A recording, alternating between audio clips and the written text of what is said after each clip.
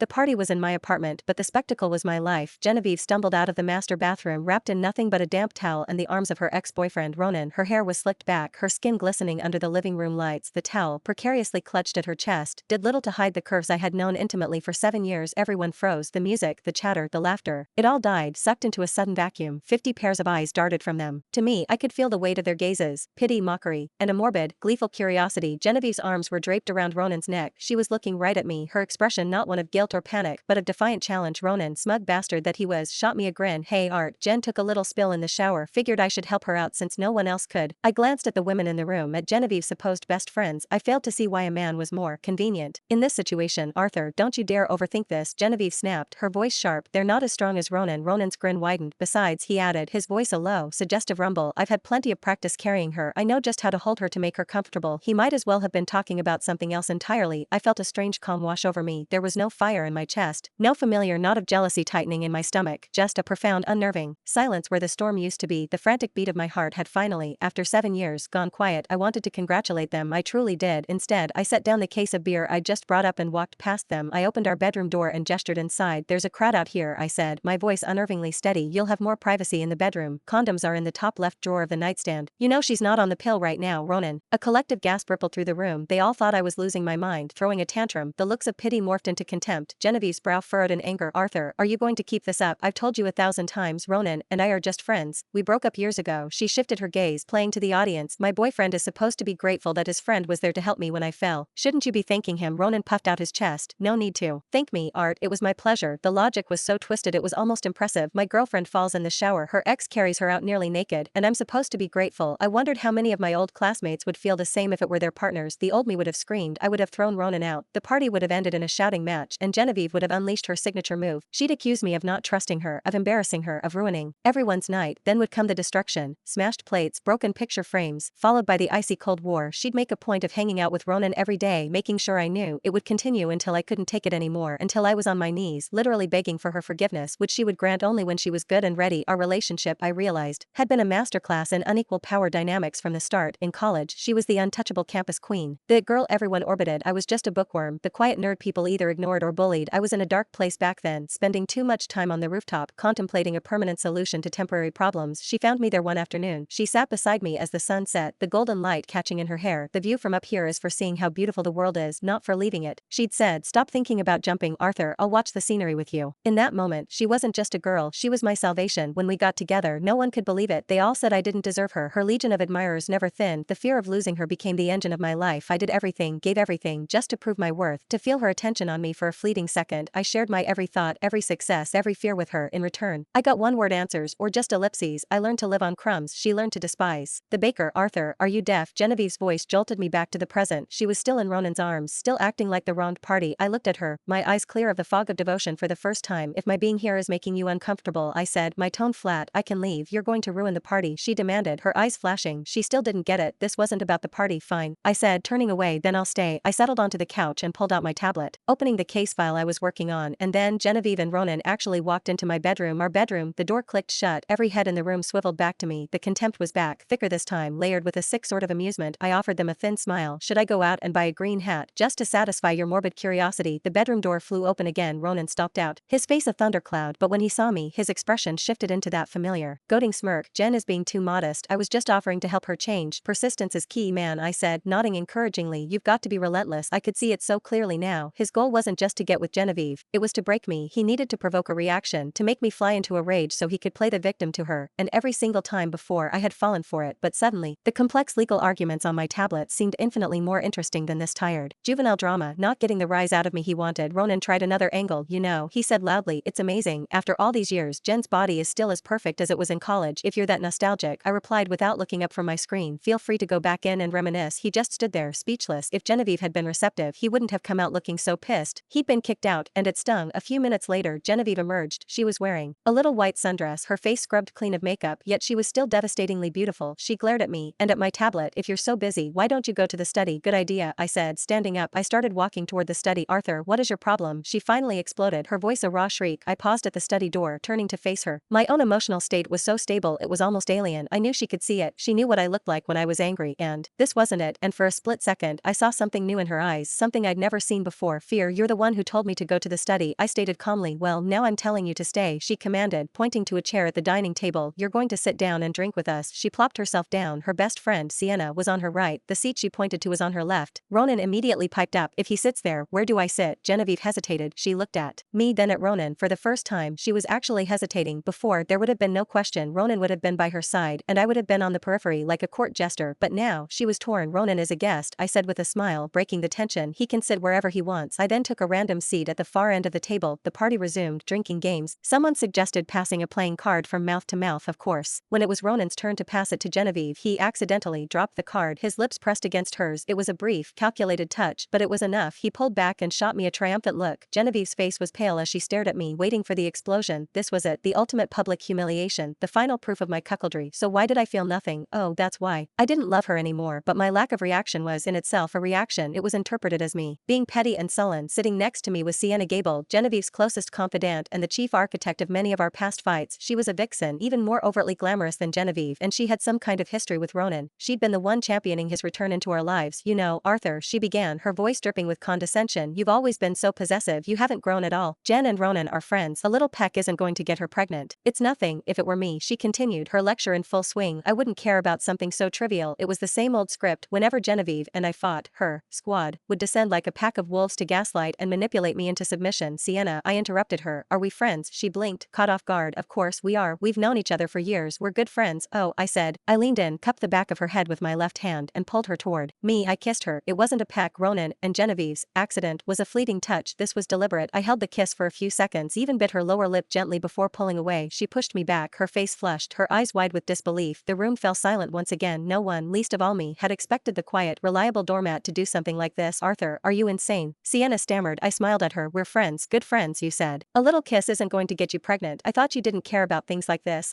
She was speechless. Asterisk crack. Asterisk a sharp pain exploded on